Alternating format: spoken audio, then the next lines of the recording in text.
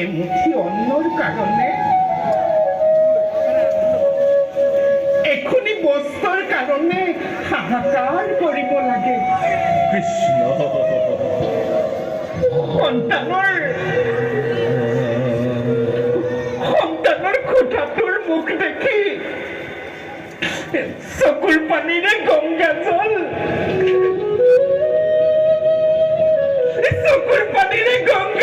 উঠিছে উঠলি। হে দয়াময়, হে কৰুণা সাগৰ, এয়া তোমাৰ কেনে লীলা প্ৰভু। কি অপৰাধ কৰিছিলো আমি তোমাৰ ওচৰত,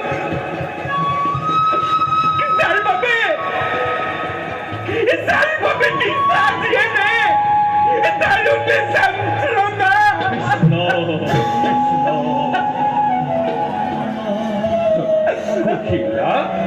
স্বামী, এই সকলোবোৰ প্ৰভুৰ মায়া। প্ৰভুৰ ইচ্ছা অনুসৰিহে সকলো হয়। তুমি দুখ নকৰিবা প্ৰিয়ে, তুমি দুখ নকৰিবা।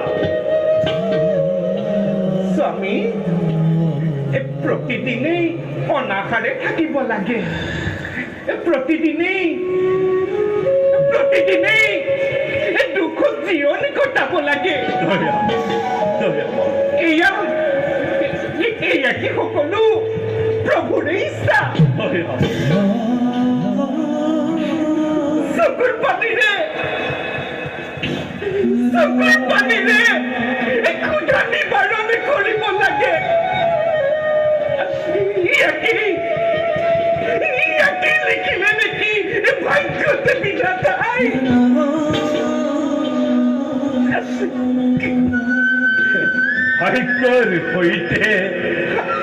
ভাগ্যৰ সৈতে কোনেও যুঁজ কৰিব নোৱাৰে প্ৰিয়ে। আমাক এই জীৱন প্ৰভুৱেই দিছে। প্ৰভুৱে আমাক যি পৰিস্থিতিত জীয়াই ৰাখিছে, সেই পৰিস্থিতিতে আমি আনন্দ মনেৰে থাকিব লাগে। আনন্দ মনেৰে থাকিব লাগে, আনন্দ মনেৰে থাকিব লাগে। ক্ষুধা নিবাৰণ কৰিবলৈ এমুঠি অন্ন নাই, পৰিধান কৰিবলৈও এখন বস্ত্ৰ নাই। নিদ্ৰাৰ কোলাত আশ্ৰয় ল'বলৈও ভৱিষ্যতৰ চিন্তাই বিভ্ৰত কৰি তোলে। এনেবোৰ পৰিস্থিতিত কোন আনন্দ মনেৰে থাকিব পাৰে? কোন আনন্দ মনেৰে থাকিব পাৰে? সকলো বিধিৰ লিখন, সেয়ে আমি এনে যন্ত্ৰণা ভোগ কৰিছো প্ৰিয়ে। এয়া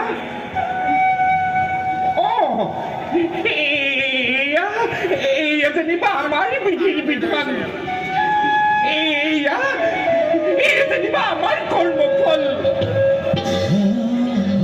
কিন্তু আমাৰ কৰ্মফল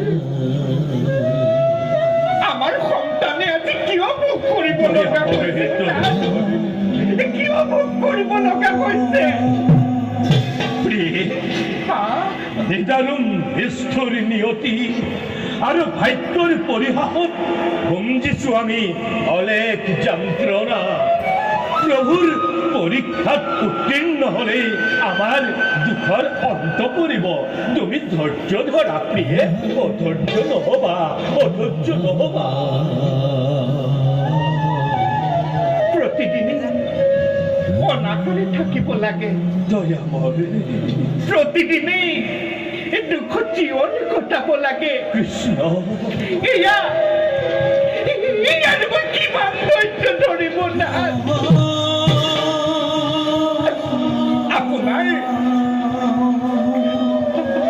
আপোনাৰ পৰম মিত্ৰ কৃষ্ণক কওক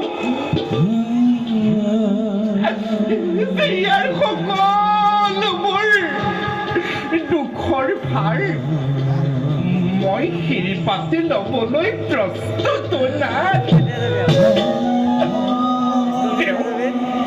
তেওঁ আপোনাৰ বাল্য বন্ধু। কেৱল আমাৰ সকলোবোৰ দুখ দূৰ কৰি দিয়ক। দূৰ কৰি দিয়ক। দূৰ কৰি দিয়ক। সত্য কথা, সত্য কথা প্ৰিয়ে। জগৎপতি কৃষ্ণ মোৰ পৰম মিত্ৰ। গুৰু সন্দীপনীৰ গৃহত একেলগে বিদ্যা শিক্ষা লাভ কৰিছিলো আমি। কিন্তু না স্বাৰ্থৰ লালসাত মিত্ৰৰ পৰা দান ভিক্ষা মোৰ বাবে নীতি বিৰুদ্ধ। মই তেওঁৰ একান্ত ভক্ত। ভক্ত হৈ মিত্ৰৰ সন্মুখত দান ভিক্ষা কৰি ভক্তৰ নামত কলংকৰ কালিমা মই কদাপিতো নোৱাৰো সানিব।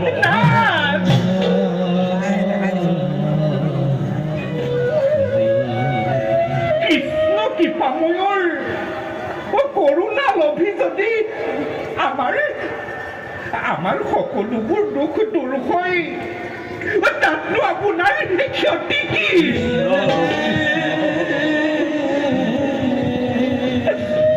বুজিছো নাথ, আপুনি নাৰী হৃদয়ৰ বেদনা বুজিবলৈ অপাৰগ। সন্তানৰ কথাটোৰ মহিতে কান্দি কান্দি কত বিনিত ৰজনী পাৰ কৰিছো।